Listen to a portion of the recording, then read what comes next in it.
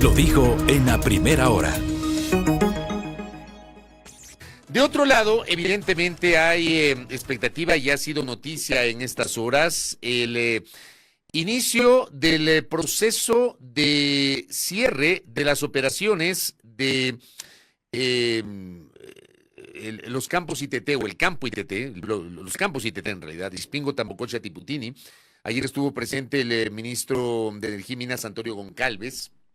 La nota de Diario Universo daba cuenta que con el apagado del pozo Ispingo B56 empezó el gobierno el proceso de cierre del bloque 43 ITT, que se encuentra en la provincia de Orellana. Ayer miércoles 28 de agosto, el ministro de Energía Antonio Goncalves, el gerente general de Petroecuador Diego Guerrero y otras autoridades asistieron al acto que se da en cumplimiento con lo dispuesto en la consulta popular de agosto del 2023. Como resultados de la consulta popular, la mayoría de electores se pronunció a favor del cierre anticipado y posterior abandono de este bloque, el 58,95%, es decir, 5.541.585 votantes, mientras que el 41,65%, 3.859.507 votos, estuvieron en contra. El ministro Goncalves, durante su intervención, indicó que cumplir con el cierre del ITT no es un trabajo fácil, ya que requiere de planificación especial y técnica. Después de varias reuniones de comité donde hemos planificado minuciosamente un cronograma de cierre de los 247 pozos, se ha priorizado un plan de trabajo para este cumplimiento, el cual recomendamos que se haga en un plazo de 5 años con 5 meses, tiempo adecuado para que todas las intervenciones que se realicen no afecten el medio ambiente. Esto fue lo que justamente había reportado el Ministerio de Energía y Minas a través del ministro Goncalves. Aunque el ministro se refirió a 247 pozos, en el documento que se ingresó a la Corte Constitucional con el plan de cierre, se menciona que son 246 pozos en el campo ITT, que está conformado por las áreas de Ispingo, Tiputini y Tambococha. Según la cartera de energía, como parte de las acciones en este proceso, se realizará la extracción del equipo electrosumergible y la tubería de producción. Además, se desarrollarán labores de limpieza del pozo y luego se colocarán tapones de cemento para el abandono definitivo de la estructura. También indica que con el cierre de este pozo, el volumen de producción del bloque 43 se reducirá progresivamente. Otra de las informaciones que se ha referido sobre este tema: hasta el 2034 se completaría el cierre, desmantelamiento y abandono del bloque 43, de acuerdo al informe que presentó en su momento el gobierno nacional a la Corte Constitucional. El portal Primicias: así será la titánica obra para apagar pozos petroleros y desmontar 6,000 equipos del campo ITT en Ecuador. Dejar de operar el campo petrolero ITT, el de mayor proyección de Ecuador, no solo implica apagar 247 pozos operativos, sino desmantelar alrededor de 6,000 bienes, equipos y estructuras como tanques, generadores y equipos de producción, oleoductos y más. El abandono anticipado del campo busca cumplir el mandato de una mayoría de ecuatorianos que votó en agosto del 2023 para dejar el petróleo del ITT en tierra y desmontar toda su infraestructura actual, pero hacerlo será una obra titánica. Petroecuador tendrá que desmantelar y retirar de la zona 26.700 toneladas métricas de bienes, equipos y estructuras que forman parte del ITT. Esto equivale a 2.670 volquetas con capacidad de 10 toneladas cada una. Profundicemos el análisis respecto de este tema y nos acompaña ahora mismo aquí en nuestro espacio de noticias el jurista Alexander Barahona. Él es catedrático y constitucionalista. Y le hemos invitado un poco para hablar desde su óptica y conocimiento constitucional sobre si cabe o no este plan de varios años para el desmantelamiento de la infraestructura en los campos ITT. Doctor, ¿cómo le va? Bienvenido, buen día. Muchísimas gracias, buenos días por la invitación. ¿Qué preocupaciones hay sobre este tema desde el punto de vista jurídico? Mire, la discusión sobre si es que el petróleo del Yasuní es posible mantenerlo o no bajo tierra y los impactos fiscales, económicos, ya fue discutido por el pueblo ecuatoriano en las urnas directamente. Entonces, mal hace el gobierno ecuatoriano respecto de presentar un plan progresivo de retiro, o más bien de suspensión de la extracción petrolera a un plazo de 5 años. Eso es ir en contra del mandato popular. Y mal haría la Corte. No es posible que la Corte pueda aceptar tal pedido, porque hay que diferenciar. Es un año y para de contar. No, el gobierno ha planteado una propuesta de 5 De 5 años. años, exacto, pero me refiero a que el pronunciamiento era un año, me parece, ¿verdad? Un año término que terminará aproximadamente en febrero del siguiente año. ¿Ya? Entonces, para Petroecuador, para el gobierno, es relativamente fácil suspender la extracción petrolera. Recordemos que el pasado mes de julio, cuando hubo este derrame de crudo, el gobierno, para evitar impactos ambientales, suspendió la transmisión de energía eléctrica y con eso suspendió la extracción del crudo. Entonces, lo que dicen los defensores, Yasunidos y otros dirigentes indígenas es, si el gobierno puede quitar la energía eléctrica o puede taponar los pozos petroleros inmediatamente, como ya lo ha hecho en estas ocasiones que le menciono, ¿por qué pide un plazo mayor al de un año término que le concedió el pueblo ecuatoriano? Porque ya no es la Corte, es el pueblo ecuatoriano. Ahora, la posición que está la Corte es la siguiente. ¿Se va en contra del pronunciamiento del pueblo ecuatoriano o no? ¿Es posible que una Corte Constitucional pueda decir algo diferente de lo que dijo el pueblo ecuatoriano? Para mí me parecería riesgoso, y no por este caso, sino por otros que pueden dar lugar a futuro. ¿Qué pasa si el día de mañana el pueblo ecuatoriano se pronuncia sobre la prohibición de reelección indefinida y la Corte dice, sí, está bien, el pueblo se ha pronunciado sobre esta forma, digamos, de prohibición de reelección, pero creemos que no es así, creemos que puede ser modulada? Para mí es un precedente riesgoso, no solo por el tema actual de los pozos petroleros, sino por otro precedente que se podría crear a futuro. Ahora, sobre el desmantelamiento, sobre el retiro de los pozos, es posible que la Corte Constitucional le conceda tiempo mayor al que inicialmente se prevería. La Corte no dijo, ni en su dictamen, ni en su auto de ampliación del mismo, cuánto tiempo le va a tomar al gobierno desmantelar los pozos. Lo que dijo es que en un año término deberá suspenderse la extracción petrolera. En 5 años, como lo plantea el gobierno, parecería ilusorio ya si es que se va a quedar petróleo bajo tierra, porque al final del día en 5 años te puede dar tiempo para extraerlo todo. Entonces, ¿para qué habríamos votado? Ahora, el tema es que, y yo entiendo que efectivamente hay unos plazos establecidos en el pronunciamiento popular y que fueron ratificados por la Corte Constitucional. Pero técnicamente el gobierno ha dicho, no se puede. Especialistas, expertos, gente que conoce materia petrolera, dicen, no se puede, en un año es imposible, porque además Ecuador no tiene experiencia en esto y se ha establecido este plazo. Digo, esta visión técnica no termina aterrizando el hecho de que en un año, plazo, término, usted nos aclara que es término y que se acabaría en febrero del próximo año, es imposible que se logre desmontar toda la infraestructura. Es que hay que diferenciar entre suspender y desmontar. La suspensión es parar la extracción. Pueden estar ahí las estructuras, pero ya no extraigo petróleo. Entonces, lo que dicen los accionantes, y tienen razón, es posible que el gobierno, con el deseo, la intención, el día de mañana pueda decir, se suspende inmediatamente. No vamos a extraer ni un solo barril más, y eso sí es factible técnicamente hablando. Lo que no es factible es desmontar todos los más de 600 pozos petroleros que están allí en el bloque 43. Entonces, lo que la Corte podría decir es, le doy al gobierno ecuatoriano un plazo para desmontar estos pozos, pero ya no es posible tener extracción petrolera a partir, más allá, de febrero del siguiente año. Eso, aun si le pidas a la Corte no le va a poder dar, porque es un fallo, sería un fallo contrademocrático. Y contradictorio con su primer pronunciamiento. Y no solo eso, porque eso finalmente la Corte lo puede decir, pero se va a ir en contra del deseo popular establecido por el pueblo ecuatoriano en las urnas. Me parecería muy riesgoso por lo que le comento. Es que esa discusión de el pueblo ecuatoriano va a asumir el costo en dólares de lo que nos representa dejar el crudo en el bloque 43 ya se dio, o al menos se debía dar en la consulta. Exacto, pero una vez que ya votó el pueblo ecuatoriano, mal hace el gobierno en volver a presentar esa discusión. No porque el gobierno me parece que tiene una mala intención. De hecho, el gobierno tiene la misma preocupación que teníamos los ecuatorianos, o al menos un sector, diciendo, estamos de acuerdo en dejar el petróleo bajo tierra sabiendo que tenemos una deuda fiscal enorme y muchas necesidades, pero eso ya lo votó el pueblo ecuatoriano, ya es una decisión soberana. Y la posición que se encuentra en la Corte es, ¿qué hago? ¿Me voy contra ese pronunciamiento del pueblo?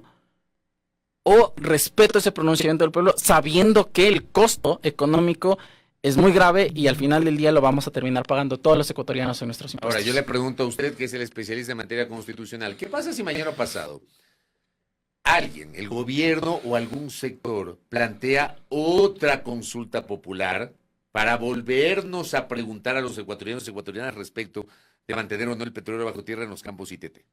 Porque hay algunos sectores que plantean esto, que se tiene que ir a otra consulta popular. Sí. ¿Se puede o no se puede? Esto es posible. Constitucionalmente Sí, se puede. sí, esto es posible. No existe una prohibición en la que, de hecho, me parece que la Corte ya ha dado el visto bueno.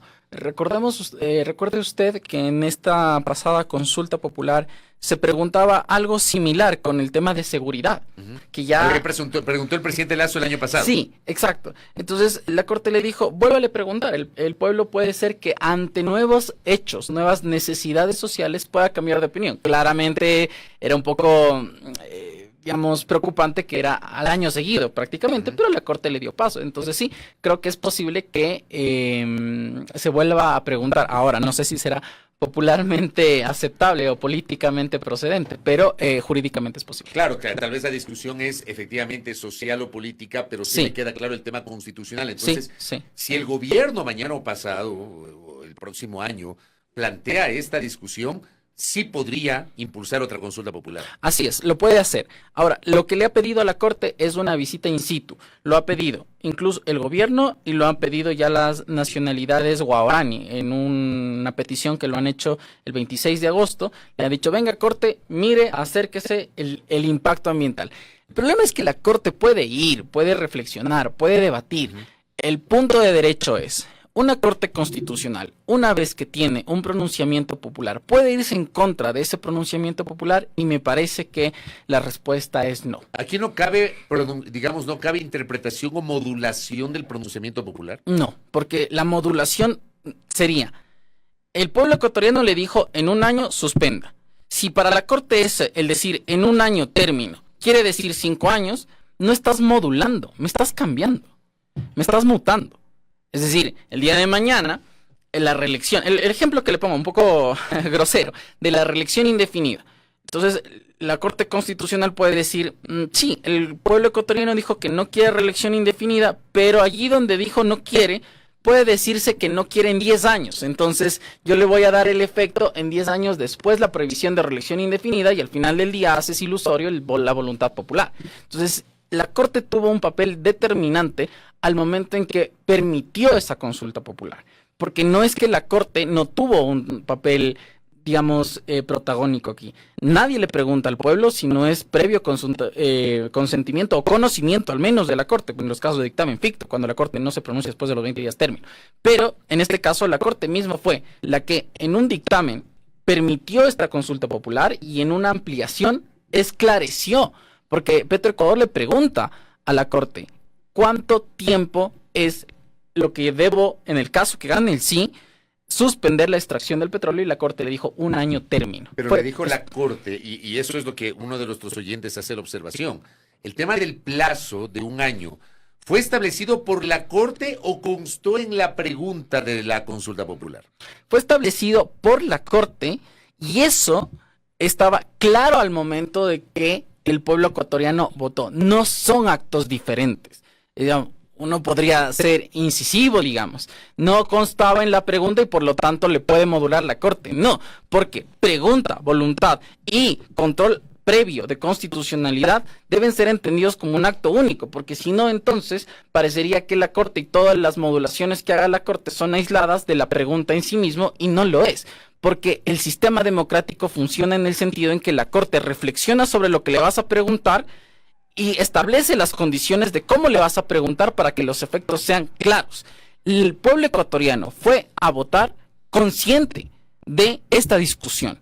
Y ahorita cambiarle las reglas del juego, uno puede decirlo por necesidad, pero seamos claros, por necesidad, por razones legítimas o espurias, le estás cambiando la voluntad popular. Pero, digamos, si la Corte recibe una alerta del gobierno y la Corte dice, bueno, hago la visita in situ, reviso un poco la situación y ¿saben qué? En efecto, el término de 1 año es muy poco. ¿Puede la Corte reformar eso o modificar esa visión inicial? Muy poco. La pregunta sería, muy poco para qué, muy poco para el gasto o muy poco para desmantelar.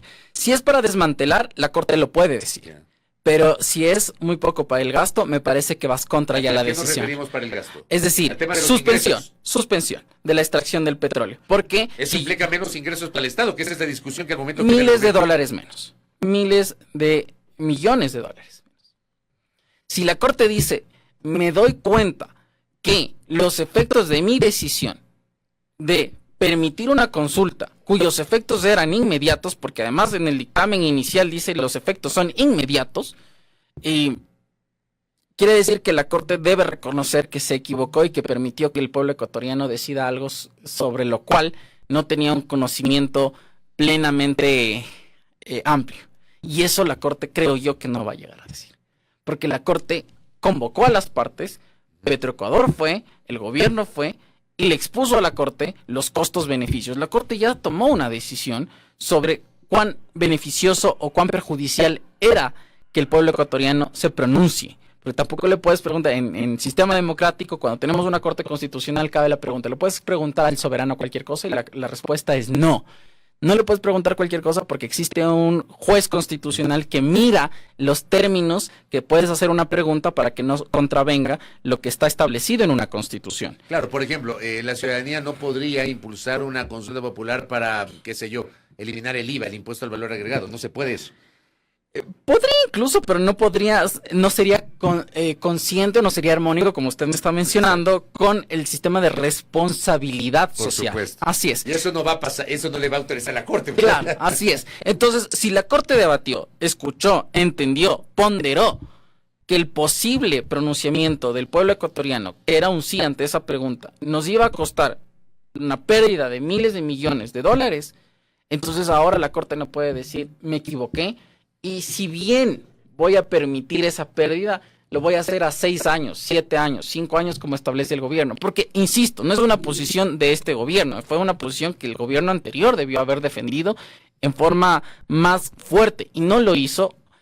Y no obstante a eso, el pronunciamiento de la Corte fue consciente o correspondiente a los movimientos ambientalistas que le dijo es mejor o es de manera más beneficiosa para el pueblo ecuatoriano dejar el crudo bajo tierra. ¿Qué pasa si en 5 años yo suspendo las actividades? La pregunta es cuánto petróleo bajo tierra va a quedar. Si es que tú me dices de lo que tenemos ahora, haciendo que lo que existe actualmente 100% en 5 años es un 9%, a mí me parece que es irrespetar la voluntad popular. Porque la voluntad en ese momento fue, en 1 año quiero que se suspenda porque necesito preservar el petróleo bajo tierra. Y si luego, en 5 años, ya no me queda casi nada de petróleo, ¿para qué votamos?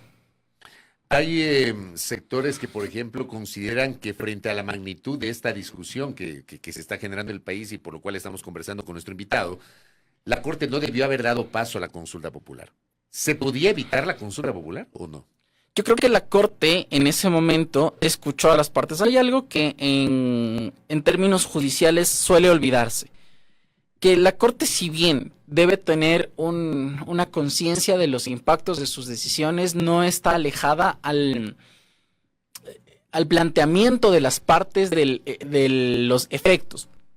Si es que, recuerdo claramente en esas discusiones, que Petro cuando fue, a mí no me quedaba claro como oyente en esa audiencia que hubo, cuál era el impacto real fiscal.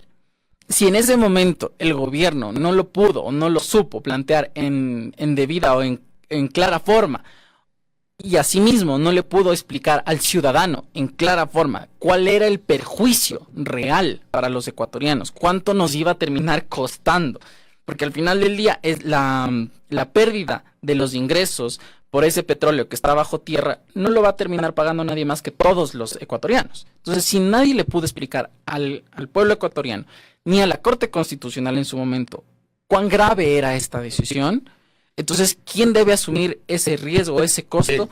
Era las instituciones que estaban legalmente obligadas a dar esa información y no lo dieron. Para defender su postura en contra, en cambio, de la intención de la consulta. Es que esto se vendió como ¿estás a favor o en contra del medio ambiente? Nadie está en contra del medio ambiente. El problema es, podemos darnos ese espacio de dejar el crudo bajo tierra? ¿Tenemos la capacidad económica para poder hacerlo?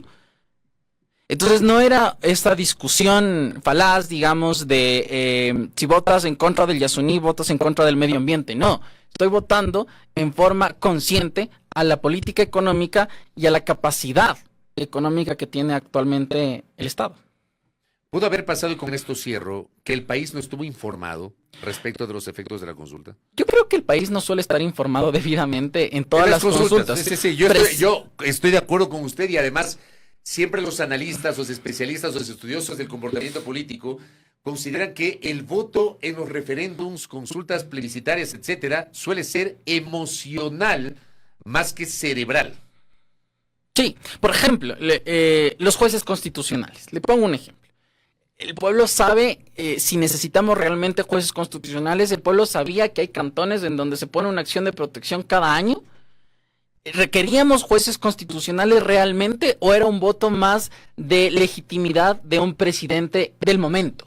Entonces, si las consultas populares terminan siendo votos de legitimidad, de popularidad o no de presidentes del momento, independientemente de quiénes sean, entonces las consultas van a terminar siendo manipulables y el costo al final del día las vamos a seguir pagando nosotros. Este gobierno lo que está diciéndole a la Corte es, vea, lo que pasó en la última consulta, lo que pasó en su tribunal no fue debidamente claro, ni para este tribunal, ni creo yo, según el gobierno dice, fue debidamente informado a la ciudadanía.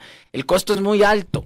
¿Qué hago? El problema es que la Corte ya a este punto, en mi forma de ver, haría muy mal decir que allí donde dice 1 año va a decir 5, porque eso abre una puerta más riesgosa, que es la Corte puede modular las decisiones claras, expresas, digamos, y exigibles de una voluntad popular expresada en las urnas. Alejémonos del caso del Yasuní y pensemos en casos futuros en donde le preguntamos algo al soberano. Los millones de ecuatorianos votamos por algo y al final del día una Corte, por petición de una fuerza política, se aleja de esa voluntad y dice otra cosa. A mí me parecería que eso ya no sería un sistema democrático. Alexander, gracias por el tiempo. Gracias. Me parece muy interesante hablar sobre este tema. Creo que no se ha profundizado tanto en lo que ha dicho nuestro invitado. Gracias a Alexander Barahona, que ha estado con nosotros. Él es constitucionalista y catedrático hablando sobre los efectos jurídicos del cierre del Yasuní ITT. 8:31. Primera plana. Todas las noticias, todas las voces.